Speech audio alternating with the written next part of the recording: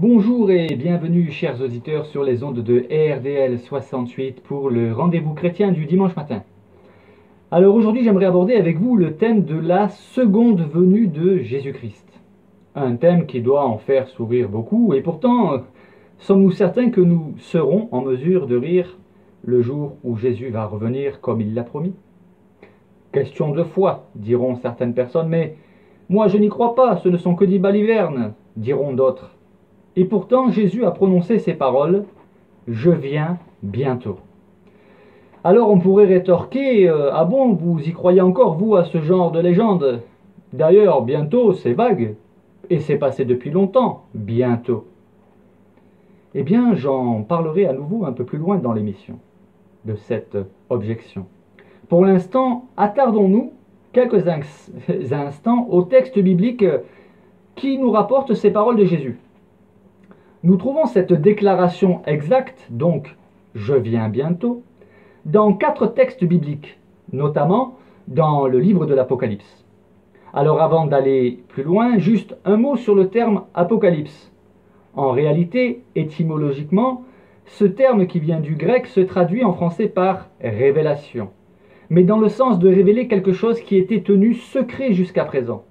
Ainsi, le livre de l'Apocalypse, donc de la Révélation, nous révèle, quelquefois de manière claire et limpide et à d'autres moments sous forme imagée, voire symbolique, des événements passés, présents, mais aussi et surtout des événements futurs.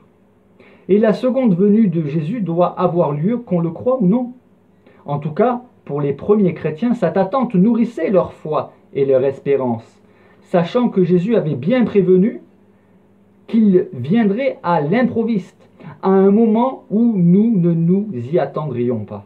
Comme nous pouvons le lire par exemple dans l'évangile de Luc, chapitre 12, le verset 40, où il dit « Vous aussi, tenez-vous prêts, car le Fils de l'homme viendra à l'heure où vous n'y penserez pas. » Il faut bien comprendre que l'expression « Fils de l'homme » n'est pas à confondre avec la simple expression « Fils d'homme ». Le Fils de l'homme désigne le Messie, qui est aussi le Fils de Dieu. Tout comme d'ailleurs l'expression « le Fils de Dieu » n'est pas à confondre avec l'expression « les fils de Dieu » et qui désigne, elle, les enfants de Dieu par adoption ou encore les êtres célestes tels que les anges par exemple.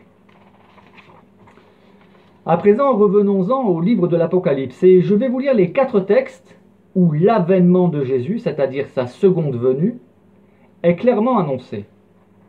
Tout d'abord, lisons dans Apocalypse, chapitre 3, verset 11. Jésus dit « Je viens bientôt. Retiens ce que tu as, afin que personne ne prenne ta couronne. » Apocalypse, chapitre 22, verset 7, nous lisons « Et voici, je viens bientôt. Heureux celui qui garde les paroles de la prophétie de ce livre. » Apocalypse chapitre 2, le verset 12. « Voici, je viens bientôt, et ma rétribution est avec moi, pour rendre à chacun selon son œuvre. » Et Apocalypse chapitre 22, verset 20. « Celui qui atteste ces choses dit, oui, je viens bientôt. » La première des choses qu'il faut faire concernant ces paroles prononcées consiste à s'assurer de l'identité exacte de celui qui s'exprime ainsi. Non seulement l'identité de celui qui s'exprime, mais aussi l'identité de la personne dont il est dit qu'elle revient bientôt. Il m'a donc fallu relire ces paroles dans leur contexte, ce qui est, je le rappelle, la base d'une méditation sérieuse des textes bibliques. Alors concernant Apocalypse chapitre 3 verset 11 où nous lisons ceci, « Je viens bientôt, retiens ce que tu as afin que personne ne prenne ta couronne », il a fallu que je remonte jusqu'à Apocalypse chapitre 1 verset 18 où nous pouvons identifier clairement l'auteur de ces mots. « Je viens bientôt ». Et il s'agit bien de Jésus. Je lis Apocalypse chapitre 1 verset 18. « Je suis le premier et le dernier et le vivant. » Écoutez bien. « J'étais mort, et voici, je suis vivant au siècle des siècles. Je tiens les clés de la mort et du séjour des morts. Mais certains pourraient dire, oui, on n'est pas certain que c'est vraiment Jésus. Vous allez voir, nous allons y venir, avec une certitude franche et claire. Un autre texte qui identifie clairement Jésus comme étant l'auteur de cette première déclaration, « Je viens bientôt », de Apocalypse chapitre 3 verset 11, se trouve dans Apocalypse chapitre 2 verset 8, où nous pouvons lire ceci. « Voici ce que dit le premier et le dernier, celui qui était mort et qui est revenu à la vie. » Encore plus précis dans l'identification de l'auteur des paroles qui nous intéressent aujourd'hui.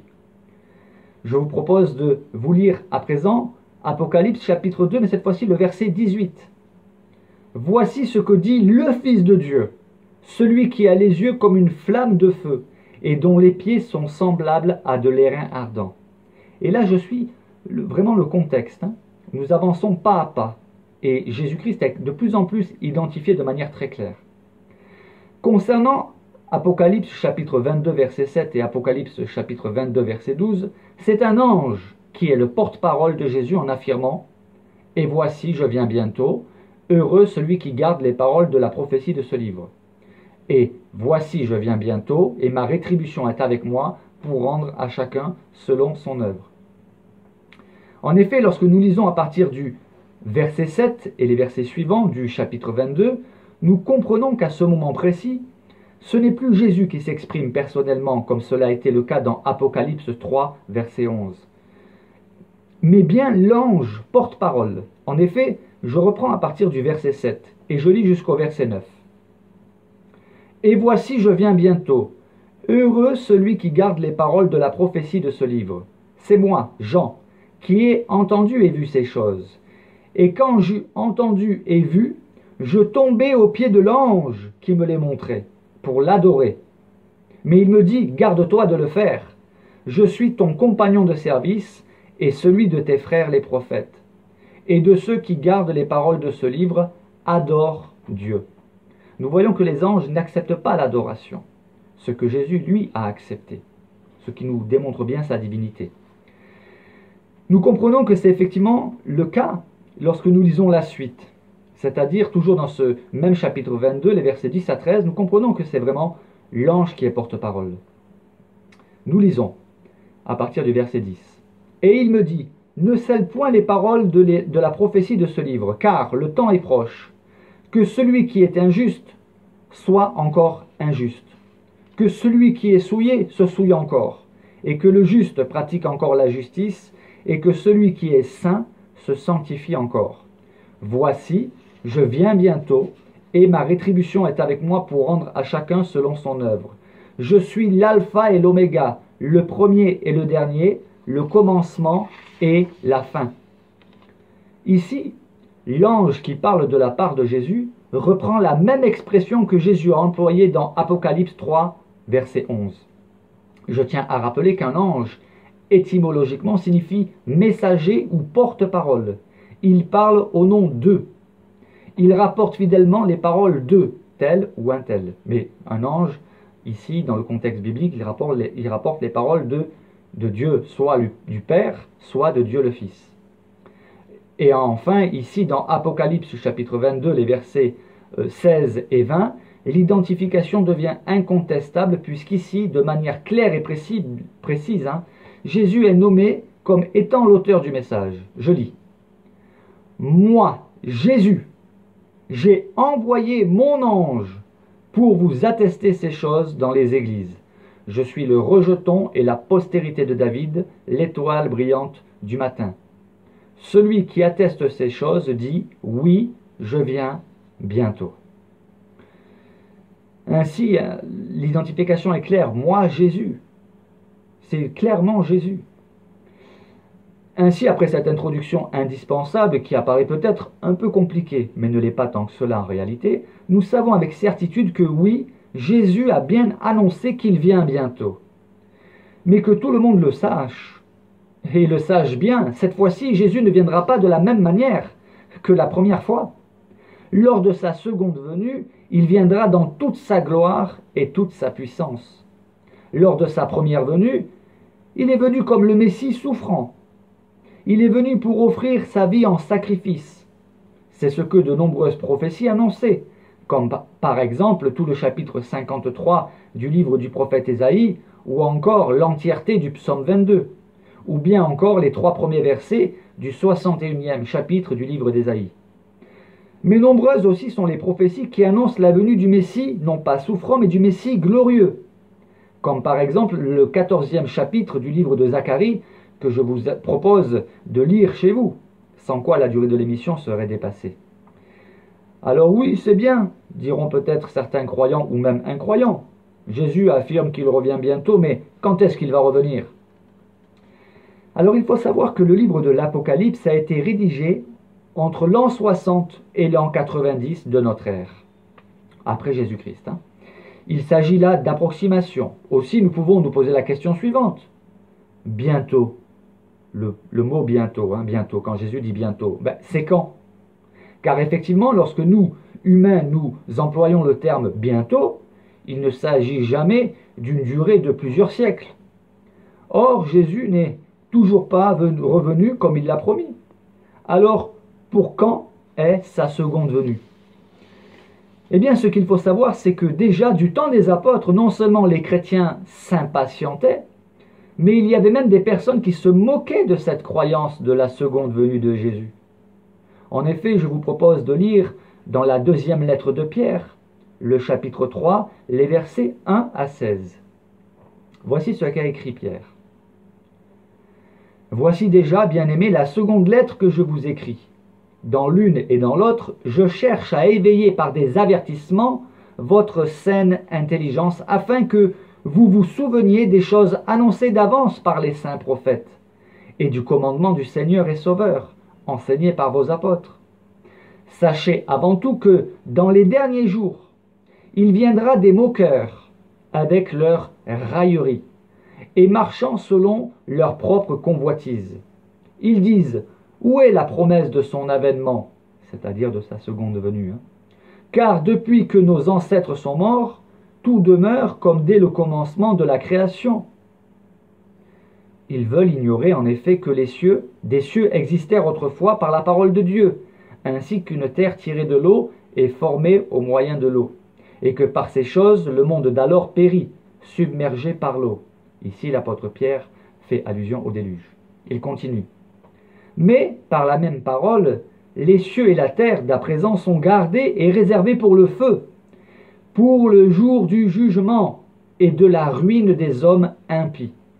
Mais il est une chose, bien-aimée, que vous ne devez pas ignorer, c'est que devant le Seigneur, un jour est comme 1000 ans, et 1000 ans sont comme un jour. Le Seigneur ne tarde pas dans l'accomplissement de la promesse, comme quelques-uns le croient, mais il use de patience envers vous, ne voulant pas qu'aucun périsse, mais voulant que tous arrivent à la repentance. Le jour du Seigneur viendra comme un voleur. En ce jour, les cieux passeront avec fracas, les éléments embrasés se dissoudront, et la terre avec les œuvres qu'elle renferme sera consumée. Puisque tout cela est en voie de dissolution, combien votre conduite et votre piété doivent être saintes. Attendez et désirez ardemment l'avènement du jour de Dieu, jour à cause duquel les cieux enflammés se dissoudront et les éléments embrasés se fondront. Mais nous attendons, selon sa promesse, de nouveaux cieux et une nouvelle terre où la justice habitera. C'est pourquoi, bien-aimés, en attendant ces choses, appliquez-vous à être trouvés par lui sans tache et irréprochables dans la paix. Croyez que la patience de notre Seigneur est votre salut, comme notre bien-aimé frère Paul vous l'a aussi écrit, selon la sagesse qui lui a été donnée. C'est ce qu'il fait dans toutes les lettres où il parle de ces choses dans lesquelles il y a des points difficiles à comprendre, dont les personnes ignorantes et mal affermies tordent le sens, comme celui des autres Écritures, pour leur propre ruine. J'ai trouvé utile de vous lire l'ensemble de ces versets qui nous aident à considérer avec quel sérieux l'apôtre Pierre nous met en garde. Et puis, il y a aussi cet excellent rappel concernant les propos de l'apôtre Paul, dont Pierre affirme que les gens mal affermis et les personnes ignorantes tordent le sens des paroles, des propos de Paul, mais aussi des saintes écritures, et pour leur propre ruine, dit Pierre. Quel avertissement à l'intention de ceux qui tordent le sens des paroles de l'apôtre Paul, mais aussi des autres écritures saintes. Je ferme la parenthèse. Ce qu'il faut ici retenir, et ce qui est en lien étroit avec le thème du jour, c'est surtout la notion de temps. Pierre nous dit que 1 jour sont pour le Seigneur comme 1000 ans, et 1000 ans sont comme 1 jour. Dieu est hors du temps. Il faut bien comprendre cela, sans quoi nous ne pouvons pas comprendre l'expression « je viens bientôt », employée par Jésus pour nous parler de sa seconde venue. L'apôtre Jacques, quant à lui, dans sa lettre au chapitre 5, les versets 7 et 8, a écrit la chose suivante. « Soyez donc patients, frères, jusqu'à l'avènement du Seigneur. Voici, le laboureur attend le précieux fruit de la terre, prenant patience à son égard, jusqu'à ce qu'il ait reçu les pluies de la première et de l'arrière-saison. Vous aussi, soyez patients, affermissez vos cœurs, car la seconde venue du Seigneur est proche. » L'avènement du Seigneur est proche. Oui, l'avènement du Seigneur est proche, disait-il, déjà, à l'époque. Alors soyons bien conscients que nous sommes aujourd'hui encore plus proches de sa seconde venue qu'il y a presque 2000 ans. Cependant, cet avertissement a pour but de nous maintenir éveillés spirituellement, car nous ne savons pas quand aura lieu sa seconde venue. Mais le fait est qu'il a promis qu'il allait revenir dans toute sa gloire et sa puissance. Qu'allons-nous faire? Nous moquer? Allons-nous rire aux éclats? Ou alors allons-nous décider de prendre au sérieux les nombreuses prophéties qui annoncent son retour? C'est à chacun de décider, mais en ce qui me concerne, je prends très au sérieux les prophéties bibliques. Il était prophétisé qu'il devait venir une première fois, que Jésus devait venir une première fois. Et cela a eu lieu. Eh bien, il en sera de même concernant sa seconde venue. Et en ce qui concerne Jésus, il a affirmé, en guise de conclusion de sa parabole sur la veuve et le juge inique, qu'il allait revenir, mais il l'a annoncé sous forme de question. Vous pouvez lire cela dans l'évangile de Luc, le chapitre 18, le verset 8, où nous lisons, et c'est Jésus qui s'exprime. « Mais, quand le Fils de l'homme viendra, trouvera-t-il la foi sur la terre ?»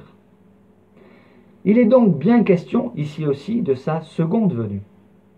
Jésus l'avait aussi annoncé en d'autres circonstances, notamment dans l'évangile selon Matthieu. Nous pouvons lire au chapitre 24 et les versets 29 à 31 ce qui suit.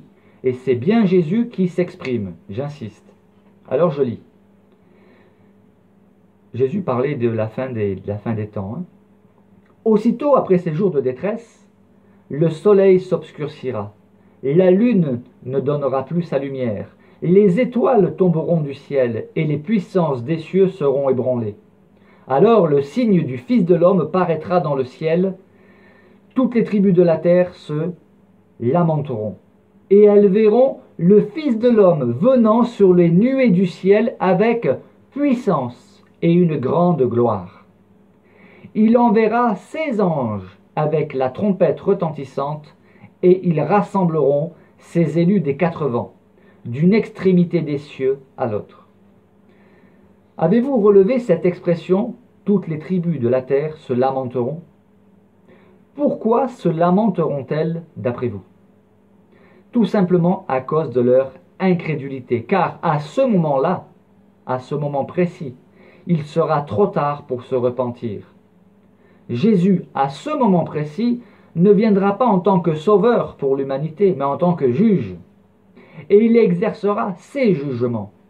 En revanche, pour tous ceux qui lui appartiennent, c'est-à-dire les vrais chrétiens, à ne pas confondre avec les chrétiens d'apparence, alors pour les vrais chrétiens, Jésus viendra en sauveur. Les chrétiens qui vivront cette seconde venue en direct ne seront pas dans la terreur, eux. Alors bien évidemment, nous pouvons toujours en rire, nous moquer, mais ne devrions-nous pas réfléchir à 2 fois avant de nous moquer? Plus loin encore dans l'évangile de Matthieu, au chapitre 26, les versets 62 à 64, nous pouvons lire ceci. Le souverain sacrificateur se leva et dit à Jésus, « Ne réponds-tu rien? Qu'est-ce que ces hommes déposent contre toi ?» Jésus garda le silence. Et le souverain sacrificateur, prenant la parole, lui dit, « Je t'adjure, par le Dieu vivant, de nous dire si tu es le Christ, le Fils de Dieu. » Jésus lui répondit, « Tu l'as dit. De plus, Jésus en rajoute, de plus, je vous le déclare, vous verrez désormais le Fils de l'homme assis à la droite de la puissance de Dieu et venant sur les nuées du ciel. » Quelle déclaration fracassante de Jésus! Et pourtant, malgré tout, il a été jugé coupable, lui, l'innocent. Mais là encore, cela a été annoncé depuis longtemps par les prophètes. Les événements devaient se dérouler ainsi, car Dieu le Père, dans sa prescience, c'est-à-dire sa connaissance de l'avenir, savait qu'il en serait ainsi. Mais ce n'est pas tout. Cette venue de Jésus sur les nuées était déjà prophétisée, c'est-à-dire annoncée bien longtemps à l'avance dans le livre du Deutéronome, au chapitre 33 et le verset 26. Je lis. « Nul n'est semblable au Dieu d'Israël. Il est porté sur les cieux pour venir à ton aide. Il est avec majesté porté sur les nuées. » Et enfin, on trouve aussi une prophétie dans le livre de Daniel qui identifie très clairement le Messie glorieux venant sur les nuées du ciel. Nous pouvons lire cela dans le livre de Daniel au chapitre 7, les versets 13 et 14. Je lis. « Je regardais pendant mes visions nocturnes et voici, sur les nuées des cieux, arriva quelqu'un de semblable à un fils d'homme. Il s'avança vers l'ancien des jours et on le fit approcher de lui. On lui donna la domination, la gloire et le règne, et tous les peuples, les nations. Et les hommes de toute langue le servirent. Sa domination est une domination éternelle qui ne passera point, et son règne ne sera jamais détruit. » Le livre de Daniel est surnommé, à juste titre d'ailleurs, le livre de l'Apocalypse de l'Ancien Testament. Alors, à présent, je vous souhaite un excellent dimanche, vous invitant à bien réfléchir au message du jour. Et nous allons terminer avec un chant interprété par ce couple de chrétiens engagés qui ont un don pour le chant, Dany et Moïse, qui interprètent « Il est bientôt là ». Et le mot de la fin, je le laisse à Jésus qui nous dit dans Apocalypse 22, verset 12, « Voici, je viens bientôt, et ma rétribution est avec moi pour rendre à chacun selon ce qu'est son œuvre. »